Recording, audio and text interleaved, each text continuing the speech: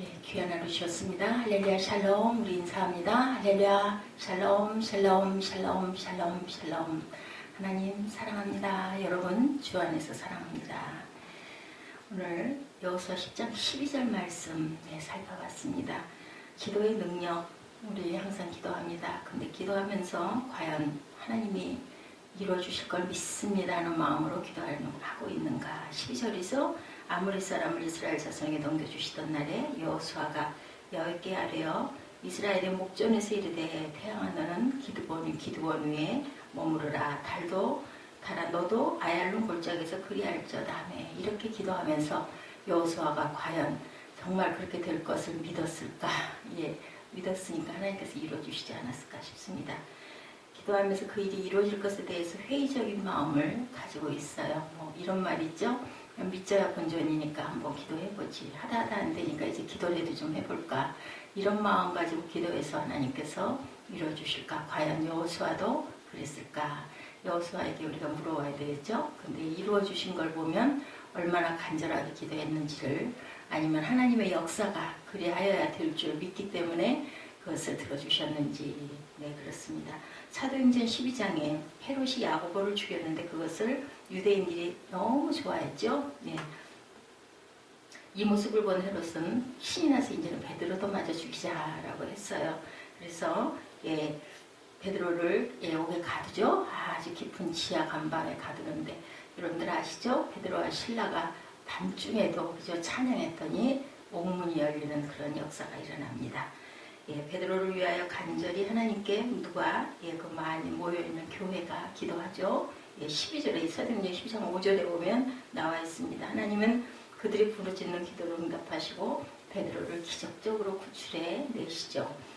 저들이 부르짖는 기도를 응답하시고 구출해내는데 얼떨결에 나온 베드로도 정신을 차리고 보니 감옥 밖이었다. 천사가 끌어내죠. 그래서 길 가운데 놔두고는 그냥 싹 사라져버립니다. 이제는 길을 알아서 갈 때쯤 됐다라고 여겨서 아마 천사가 사라진 것 같습니다. 베드로의 문 두드리는 소리에 너무 반가워 여자아이가 미처 문을 열기도 전에 베드로인 것을 확인하고 막 가서 소리 지르죠. 베드로가 돌아왔다고.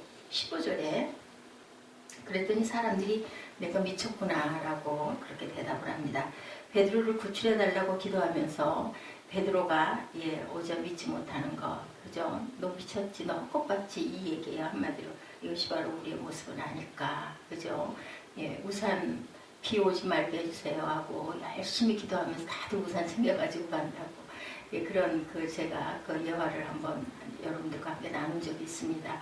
근데 아이만 우산을 챙기지 않아서 너 비 온다는데 왜 우산 가지고 가려니까 안 가지고 가니 했더니 우리 기도했잖아요 라고 얘기를 해서 어른들이 얼굴이 머쓱해졌다, 그 얘기가 있습니다. 비 오지 말게 해주십시오. 오늘 정말 중요한 날입니다 하고 기도했지만 비가 올지도 모르니까 하나님이 안 들어주실 수도 있으니까 우리는 우산을 준비하지만 아이는 정말 천진한 마음으로 기도하면 하나님이 들어주셔, 이 마음 가지고 우산을 안 가지고 갔다라는 거죠. 기도하는 사람이 범하기 쉬운 것이 바로 이런 불신앙. 글쎄요, 불신앙은 불신앙인데 그래도 혹여 하나님의 뜻을 우리가 정확하게 모르기 때문에 비가 지금은 와야 된다 하면 비를 주시지 않겠습니까? 그러기 위해서 우린 대비해서 우산을 준비해서 가는 거죠. 열심히 기도했지만 기도하고 있는데 베드로가 왔다고 벼랑간에 얘기를 하니까 깜짝 놀래 너 헛것봤지 소리를 하는 거예요. 그렇게 빨리 하나님 기도를 들어주셨을까? 그죠? 이런 마음이겠죠. 여호수아가 태양을 머무르게 하는 기도의 능력을 가진 것에 대해서 굉장히 부럽죠. 어떻게 그럴 수가 있어. 근데 거기 뭐라고 말씀하세요? 12절인가 보니까 14절인가요? 예전에도 없었고 후에도 이런 일은 없다. 하나님이 사람의 말에 그렇게 귀를 기울였던 그러한 이는 그 목소리를 들으신 이 같은 날 14절이죠. 전에도 없었고 후에도 없었난 이는 여호와께서 이스라엘을 위하여 싸우셨습니다. 이스라엘을 분명히 약속하셨죠. 가나안 모든 족속들을 내가 대신 싸워줄 것이니 너희는 염려하지도 말고 걱정하지도 말고 내가 그들을 너희에게 붙였다. 절대로 그들이 너희를 절대 해치지 못할 것이다 라고 약속을 하셨기 때문에 하나님께서는 그 나라를 구하여 주신 거죠. 우리는 여호수아가 태양을 머무르게 하는 기도의 능력을 가진 것에 대해서는 부럽고 흥분을 감추지 못하는데 그런 기도의 능력을 소유하고까지 어떤 삶을 살았나 어떤 믿음을 가졌는지에 대해서는 저 별로 그렇게 집중을 하지 않습니다. 누가 어느 교회에서 어떤 은사들이 있어가지고 뭐 어제도 희무에 갔을 때 그런 말씀 목사님이 하시던데 청년들이 부흥이 되는데 아주 그렇게 성령이 충만해서 눈물을 흘리면서 기도를 하고 사람이 바뀌는 그런 모습을 봤다. 성령 충만밖에는 어떤 것도 없다. 예, 미국에 있는 어떤 학생 하나는 예, 중학교 때부터 그렇게 열심히 성경을 혼자서 스스로 공부를 하고 예, 그리고는 졸업할 때가 됐는데도 나는 계속해서 이 고등학교에 와서 이 성경 공부를 하겠습니다. 그래서 한 사람이 한 사람 자기 동생이 같이 성경 공부를 하기로 해서 100%의 부흥을 이루었다. 한 사람서부터다라는 얘기를 들었습니다. 그러다 보니까 여자 동생의 남자친구가 또 같이 성경 공부하겠다. 그래서 모여서 성경을 공부한다는 게 별거 아니면 서서 같이 읽으면서 거기에 대한 느낌들을 나누는 일을 했더니 예, 그랬더니 또 그 친구의 친구를 데려와서 예, 뭐 0.5배를 또 부흥했습니다. 그 다음에는 예, 나중에는 정말로 어떤 그 축구 선수가 다리를 다쳐가지고 휠체어로 지나가면서 대학교 가서까지 그 중학교에 가가지고 계속 그러니까 벌써 세월이 한 10년 가까이 됐겠죠. 그게 똑같이 성경 공부를 한기퉁에서 하고 있는데 나중에 대학 가서도 그 학교를 가서 내가 이렇게 하고 싶습니다 했더니 학교의 선생님이 그렇게 해라 라고 대답을 해서 하고 있는데 그 축구 선수가 지나가면서 아, 저 자식들 정말 재수없어. 나는 크리스찬들 너무 미워 하고 지나가는데 소리를 막 질렀대죠. 너 낳고 싶냐? 너 일어나고 싶냐? 라고 소리를 자기도 모르게 그렇게 소리를 치고나 엄청 두려워하면서 고민을 했다고 그러죠. 내가 왜 이 소리를 했을까? 그랬더니 가다 말고 휠체어를 타고 가다 말고 휙 돌아서더니 쫓아와가지고 그래 나 걷고 싶다 그러고 소리를 질렀답니다. 이랬을 때 간절하게 내가 그랬더니 뭐 기도하겠다고 무릎에다 손을 얹고 무릎을 꿇고 그 다리 아픈 휠체어에 앉은 그 친구 다리에다 손을 얹고 기도를 했더니 다리가 펄펄 끓어 뜨거워 죽겠다고 손 좀 치워달라 소리를 했다고 그러죠. 그러면서 결국은 걷는 그 역사, 그 기적의 역사가 일어나서 그 전체 그 주변에 있는 학교의 학생들이 예수를 믿는 그런 일들이 일어났다라는 그런 그 간증의 얘기를 듣고 다들 맞습니다. 기도밖에 없고 우리가 성령 충만, 예, 성령의 역사밖에 없습니다고 어제 우리가 잠깐 은혜를 나눈 적이 있습니다. 이렇게 하나님께서는 꼭 필요한 자리에서는 들어주시는데 우리는 기도하면서도 그것이 정말 이루어질 것인가 라는 부분에서 회의를 갖는다. 출애굽기 33장 11절에 여호수아의 기도의 모습을 우리가 쉽게 볼 수 있습니다. 모세는 진으로 돌아오나 그의 수종자 눈의 아들 청년 여호수아는 회막을 떠나지 아니하리라. 여호수아는 상당히 간절하게 기도하는 그런 청년이었던 것 같습니다. 모세가 시내산에서 40일 있으면서 하나님으로부터 십계명을 받게 되죠. 산 밑에서 기다리는 이스라엘 백성들은 모세가 더디 내려오니까 뭐 했어요? 예, 우상 만들죠. 풍요의 신 황금, 그죠? 금송아지 만들어가지고 거기다 막 절하고 하는 그런 그 때였어요. 이때 하나님은 이스라엘 백성을 진멸하고 모세로 큰 민족을 이루겠다고 출애굽기 32장 10절에 말씀합니다. 모세는 하나님 앞에 저들의 죄를 사하옵소서 그렇지 아니하면 나를 생명책에서 제해달라 뭐 이런 요건을 다 내세우고 그렇게 막 따지고 기도하죠. 이러한 위기상황 속에 모세는 장막을 취하여 이스라엘이 거하는 진 밖에 치고 여호와를 앙무하는 자는 다 진 바깥 회막으로 나가게 합니다. 우리가 여기서 주목할 것은 출애굽을 한 이스라엘 백성의 수가 250만 명 이상으로 보고 있는데 회막은 단 하나밖에 세우지 않았다라는 사실이죠. 그렇다면 이스라엘 전체가 회막에 나가지 않았다라는 거예요. 그 회막에 어떻게 250만 사람들이 다 거기 모일 수는 없었겠죠. 이것을 보아도 기도의 사람들은 이스라엘 백성 중에 소수의 사람들이었다는 것을 알 수가 있고 예나 지금이나 소수의 사람, 적은 사람들의 그 하나님을 앙망하는 태도가 지금 이 시대나 그 출애굽 시대나 거의 같지 않았을까. 위대한 민족이 지도자 하나님을 생상에 나타난 모세도 회막을 떠났지만 끝까지 남아서 회막에서 기도했던 사람은 바로 여호수 한 사람이었다라고 성경에 나타나 있습니다.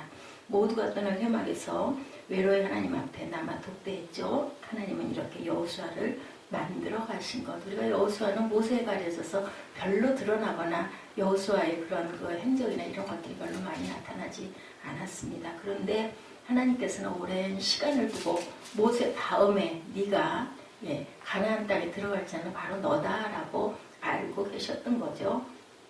하나님 앞에 드리는 헌신과 기도를 쌓아가는 자만이 기도의 능력을 가지게 된다. 어제 또 영시기도 한다는 목사님이 또 그런 얘기를 식사하면서 그런 얘기 하시더라고요. 자기는 다른 건 다 못했는데 영시기도를 그렇게 몇 년 동안 열심히 했다. 우리도 저희도 그렇게 했었죠. 금요 철학 때 이럴 때 자정 너머부터 기도해가지고 한 3시경까지 그걸 영시기도라고 합니다.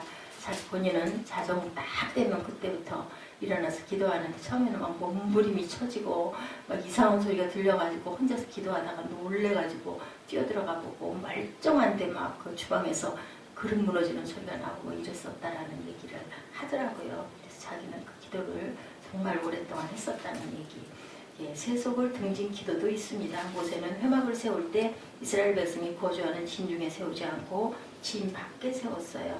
이스라엘 진과 멀리 떨어져서 출애굽기 33장 7절에 보면 세웁니다. 여기서 영적인 진리를 얻을 수가 있는데 성도는 세속적 세상을 등지고 기도할 수 있어야 된다라는 거죠. 세상의 것들, 그저 세상 것 생각하고 기도하려고 하다 보면 뭐 이렇게 할 것들이 많이 생각나죠. 그러다 보면 또 집중이 안 되고 그러면 그냥 깨가지고 일을 하게 되고 이러는데 우리는 정말 안목의 정욕, 육신의 정욕, 이생의 사랑에서 멀어져서 기도할 때는 혼신의 마음을 다해서 기도할 줄 알아야 된다. 근데 그것이 하루 이틀에 되는 게 아니라 성령이 우리를 붙드셔야 됩니다. 그래서 처음에들 다들 그 얘기해요. 처음에 기도에 들어갈 때 들어가서 딱 들었을 때까지 굉장히 힘들다. 뭐 별의별 생각 다 나고 뭐 소리 다 들리고 그러다 보면 그냥 시간은 없고 그냥 적당히 잠깐 입술로 얘기하다가 그냥 일어나 버려. 자기 기도만 하다 일어난다 그러죠.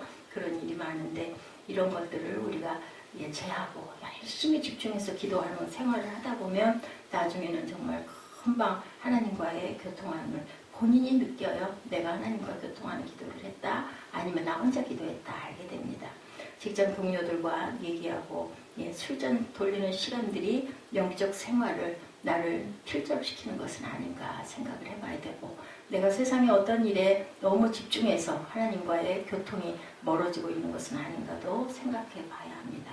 출애굽한 이스라엘 백성들도 하나님을 믿는다고 하면서 영적인 일에는 무관심했을 것이고 그죠? 베드로 구해주셔서 하고 열심히 기도했던 그러한 그 하나님의 교회에서 역시도 베드로가 왔습니다 하니까는 그 시종 그 여자애한테 네가 미쳤구나 소리를 할 정도로 기도의 능력을 믿지 않고 무슨 벌써 베드로가 어떻게 오게 있는데 이런 생각을 하는 것. 불평과 불만의 소리가 난무하고 사람들의 이야기들이 이스라엘 진을 그 시절에도 진동시켰을 겁니다. 하나님께서는 왜 우리가 이렇게 기도하는데 안 들어주실까? 근데 이스라엘 백성이 거하는 곳에는 기도하기가 정말 적합하지 않았어요. 그래서 그런 얘기 있죠.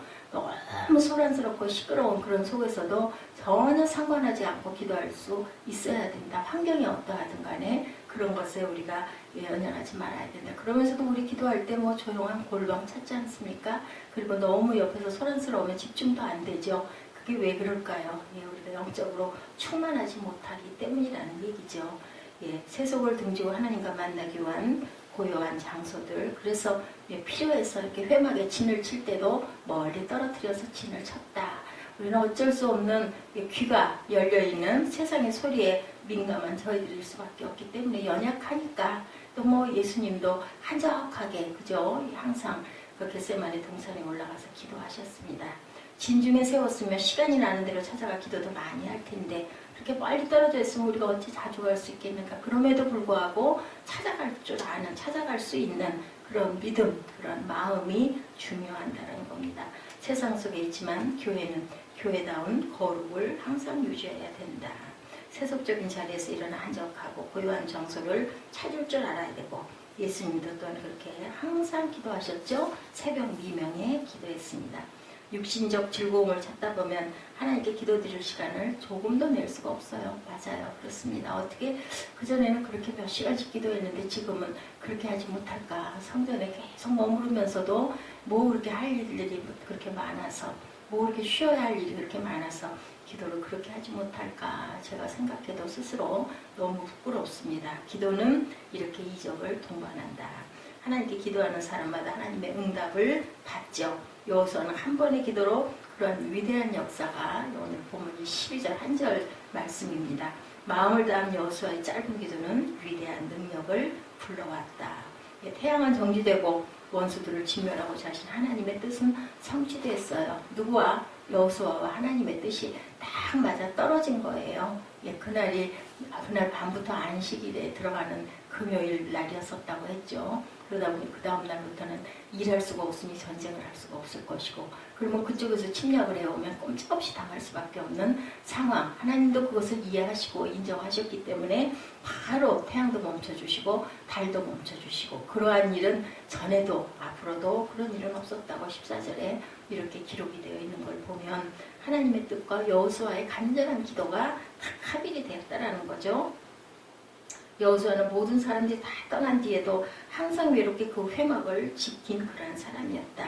누가 추운데 따뜻한 것을 그리워하지 않을까? 누가 더운데 시원한 것을, 요즘에는 얼마나 교회도, 저희 교회도 그렇습니다만 냉방론, 온풍기 얼마나 따뜻하고 시원하게 만들어 놓은데 그 시절에 그랬겠습니까? 절대로 그렇지 않았을 거예요. 본문 12절에 야훼께서 아모리 사람을 이스라엘 자손에게 붙이시던 날에 라고 하였는데, 이 말은 히브리 성경에는 완료형으로 되어 있다. 완료형이 뭐에 다 이루어진 거죠. 그것이 확실하게 이루어진 그런 상태.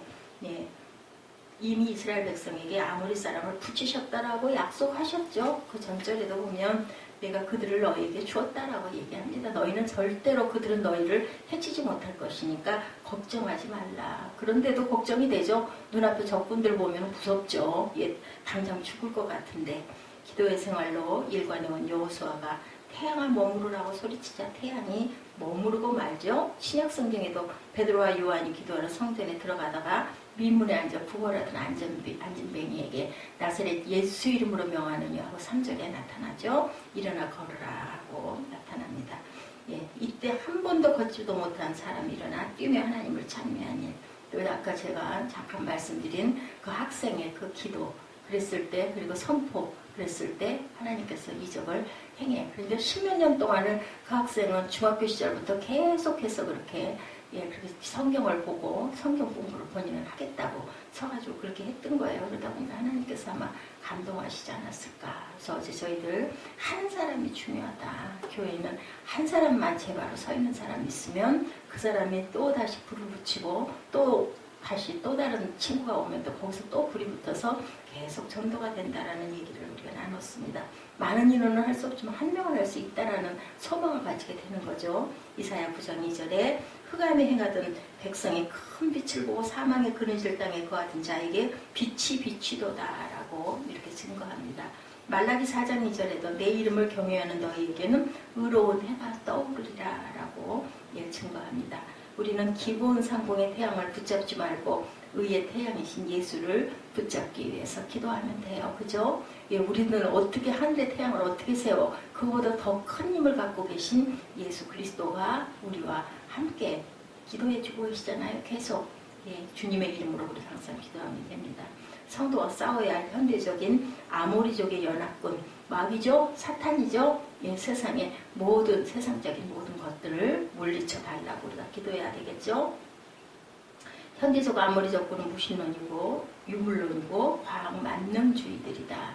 그렇지만 과학도 지금은 그저 성경을 증거하고 있지 않습니까? 이러한 숱한 어두운 세력과 싸우기 위해서 의의 태양이신 예수 그리스도를 붙잡는 기도를 항상 드리고, 그리고 절대로 낙심하고 낭망하지 말고 우리가 종교인으로 살아가는 자신을 대견스럽게 여기지 말고 증인된 삶을 살아야 되겠죠. 잘못하면 우리의 모든 것들이 종교 행위가 되는 것이 무서운 것이다. 예배를 드리긴 드립니다. 성찬을 하긴 합니다. 절기마다 절기 잘 지킵니다. 그런데 그것의 마음 안에 정말 그 부분을 우리가 인정하고 사모하는 그런 마음, 사랑의 마음이 없으면 그것은 종교 행위가 될 수밖에 없다. 주님은 자신의 피값으로 산 교회를 바라보시며 고통을 느끼시는데 우리는 사소한 문제로 절망하고 실망하고 낙담하고 다투고 그죠? 교회 안에서도 파벌을 형성하고 그러다 보니까 이단들이 스며들게 되는 거죠. 예, 너희가 그냥 구원이 그냥 이루어지는 거냐? 예수를 믿어도 행위가 있어야 된다라는 소리. 행동해야 되죠, 물론. 그렇지만 구원은 믿는 자에게 주신다. 근데 그 믿는 자라는 것이 아주 중요하다는 것을 저와 여러분들이 압니다. 우리 마음에 정말 그 믿음이 있느냐. 정말 어려운 얘기 눈에 보이지 않는 겁니다. 근데 그것을 누가 알아요? 본인이 알고 하나님이 아신다라는 것. 교회가 원하고 있는 것은 더 좋은 프로그램이나 조직력이나 아니면 뭐 환경이나 이게 중요한 게 아니라 정말 전심으로 기도하는 여호수아와 같은 그런 믿음의 기도, 그 기도가 그 교회를 살린다라는 것. 그래서 이스라엘 백성들이 이 많은 적병들을 다 물리치는 그러한 그 역사가 일어나죠. 그래서 11장에 보면은 전부 다 물리치고 거기에 완전히 이스라엘 민족들이 거하게 되는 그런 내용들이 승리한 내용들이 실려 있습니다. 오늘은 기도의 능력, 우리가 정말 기도하면서도 정말 믿고 기도하느냐 그 부분을 가지고 함께 은혜를 나눴습니다. 우리 10장 12절 한번 같이 합독하시고 기도하는 시간